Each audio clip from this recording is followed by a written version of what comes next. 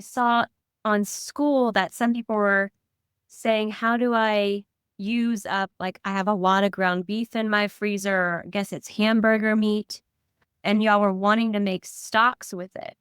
Now, before I've shown the organ patties, I've shown dropping little organ meatballs into soup. But if you want to make meat stock with your ground beef, you can. So if you want to just do two things at once, you absolutely can. So we just have to remember just the ground rules for meat stock. It's 80% meat to 20% bone, and also 3 to 1, 3 parts water to the meat. So I have in here about 1.25 pounds of ground beef. And because I don't let ground beef go in by itself, I always put organs in it. So I put 2 of these into this mixture. If you have chicken hearts or chicken livers, whatever it is, make it into cubes and hide them in your ground beef. So I have that mixture here. Now with the bones, I like to use oxtail. One, in my area, it's super cheap. No one really wants the oxtail, but it's loaded with lots of fat. I don't know if y'all can see all this fat here.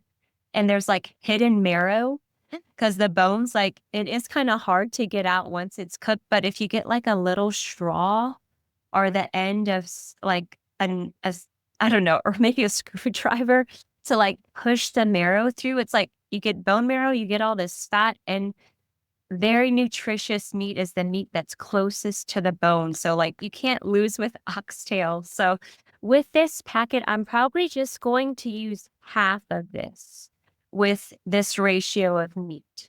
Now, if I wanted to use the whole thing, I would probably double this, which is totally an option. It doesn't have to be oxtail. If you have a different kind of bone with a little bit of meat on it, I also just throw that in there with my ground beef. And there's several different ways that you can do it. Some people might just want to throw the ground beef in there, which is totally fine. I'm going to do like a meatball because I just prefer meatballs, and it's easier for me to measure out the protein. So if I wanted to do soup jars, or if I wanted to measure how much protein I'm having in the day, it's easy for me. I'm going to just begin adding some water to this because I want my meatballs not to fall apart. So I'm going to add water first. I'm going to start with a 1/2 gallon. And then I'm just going to get in here with my hands for the meat. Just mix it up really well. I did add about a 1/2 teaspoon of salt.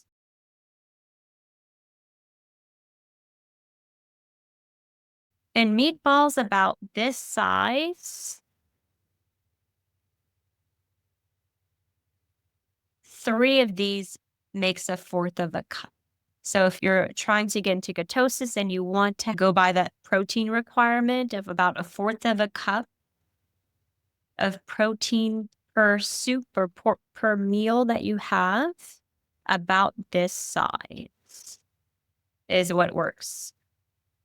And then another thing too with this meat, whenever you are taking it off the bone, you can also just put it in a separate container and just add a few pieces to your soups throughout the day.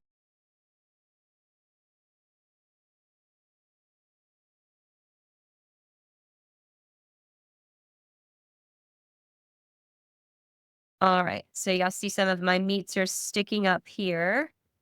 I'm gonna add some more.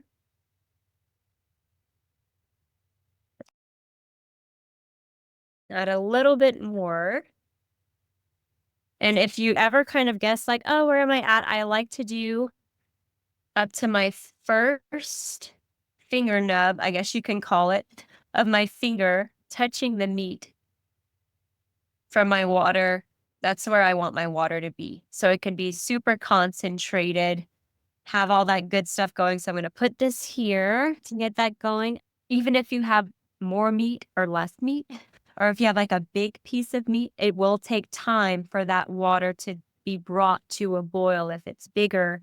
And of course, if it's a smaller piece of meat, it won't take as long, but they're still being brought up to the proper temperature so that it could be cooked all the way in 2 hours once it comes to a boil.